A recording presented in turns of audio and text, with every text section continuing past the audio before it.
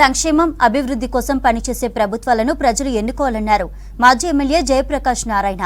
కేంద్ర మంత్రి కిషన్ రెడ్డి ఇచ్చిన ప్రజా నివేదిక పవర్ పాయింట్ ప్రెజెంటేషన్ కార్యక్రమంలో పాల్గొన్నారు. నోరు తెరిస్తే బూతులు మాట్లాడే వారికి ప్రజలు ఓటు వేయకూడదన్నారు సీనియర్ జర్నలిస్ట్ పాశం యాదగిరి. మచ్చలేని వ్యక్తులను ఆశీర్వదించాలని కోరారు వక్తలు.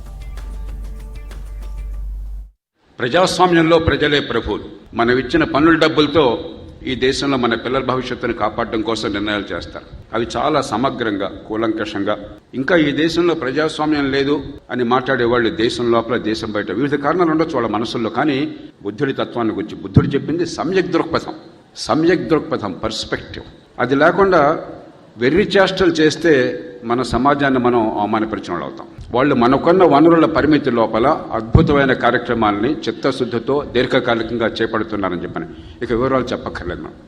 మనం చూడవలసింది ఆ మనిషి ప్రతినిధిగా ఎలా స్పందిస్తారు. ఆ విషయంలో కిషన్ రెడ్డి గారికి టాప్ మార్క్స్. తెలుగు రాష్ట్రాల్లో అభివృద్ధి ఏం చేశారు, ఏం దోహదం చేశారు ఇవాళ చూసాం అద్భుతంగా. మూడోది, జాతీయ స్థాయిలో ప్రభుత్వ నిర్వహణ బాధ్యతలో ఉన్నారు. ఓ ప్రభుత్వంగా ఈ దేశ ఉన్నతి కోసం ఏ ప్రయత్నాలు చేస్తున్నారు అది ప్రజల ముందున్నది. వారిని మనసారా అభినందిస్తున్నాను, మరోసారి గర్వపడుతున్నాను.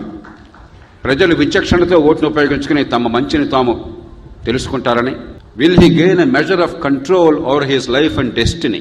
సంస్కారం లేని వాళ్ళు, తెలంగాణ అంటే కొట్టిన వాళ్ళు, 16 పార్టీలు మారిన వాళ్ళు, మాట్లాడితే చాలు బూతు మాటలు మాట్లాడే వాళ్ళు, అట్లాంటి వాళ్ళకు ఓటేయకూడదు.